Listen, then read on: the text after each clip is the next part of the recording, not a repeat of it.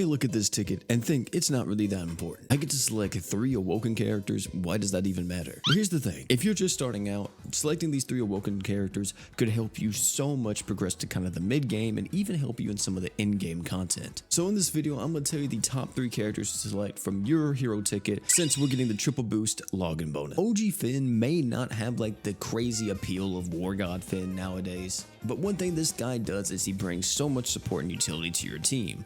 It doesn't matter when you start out, this guy is always a great pickup. Let's say you wind up picking up Saito Hajime. Well, he can arch-gen a bit for your team with his true art, but why not pick up Finn to also arch-gen on top of it? Maybe you start in the last crossover and you wind up getting Samurai Rimuru. Well, of course he arch-gens, but why not throw Finn on there to get a bit more arch-gen? His slots are incredible, you can throw a lot of support items on this guy. He can be used in a multitude of things, it can really help you out for a very long time. So if you don't have him yet, this would be my #1 pick as a brand new player. Next one I'm going to be putting here is going to be a mixture of 2 characters. I know this is a top 3, but they're both in the same realm of like protecting your team, but in different ways.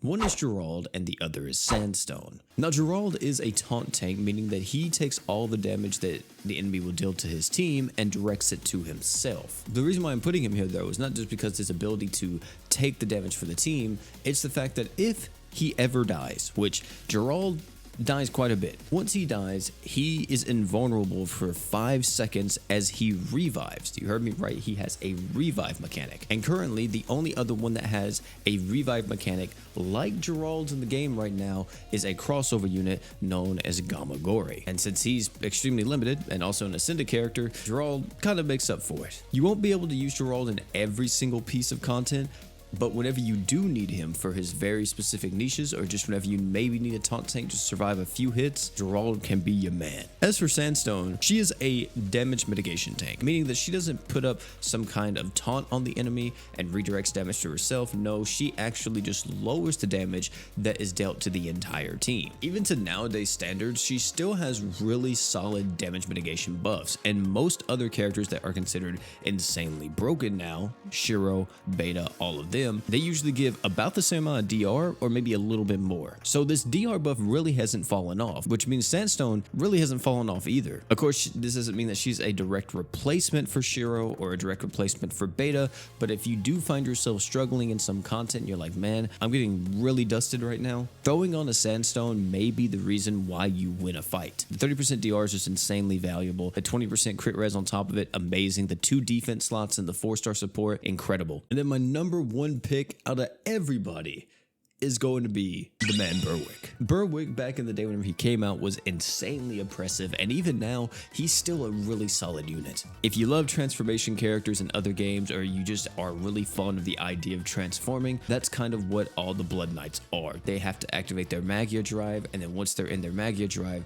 they get tons of benefits. Berwick, once he activates this Magia Drive, he has crit rate and he autofills his art gauge during his Magia Drive. But once he's activated, it means that you can actually use your true art, which does big damage and a huge fire allies damage buff and everything. And this actually is going to get a bit better once we get his Dream Awakening later on in the future. And then you'll be able to give him either 50% crit damage and more art gauge, or 100 arts at the start of the quest, plus 15% skill CT speed for all allies. One thing though that makes this guy insanely broken in my opinion, more so than even his damage buff that he has, is actually his art. The art is the 25 art gauge to everyone on the team, but fire allies get 2 arts for 10 seconds. Really, once you get into his Magia Drive, he can just spam this art and you're gonna see so much arch gen for your team. He's just such a great character to slot in whenever you're lacking on arch gen. Like I'm telling you guys, if you don't have that good of an arch gener, get Berwick into his Magia Drive, start spamming that art, you're going to see a lot more art gauge. And not to mention, if you like fire teams and maybe you have some really strong ascended fire units like Sunraku or whoever, then you can use Berwick alongside them to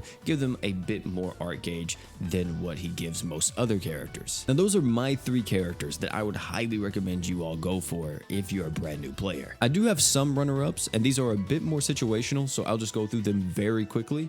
Platina is a great breaker if you're lacking one. S can help you start crest farming. Oldius if you're interested in that.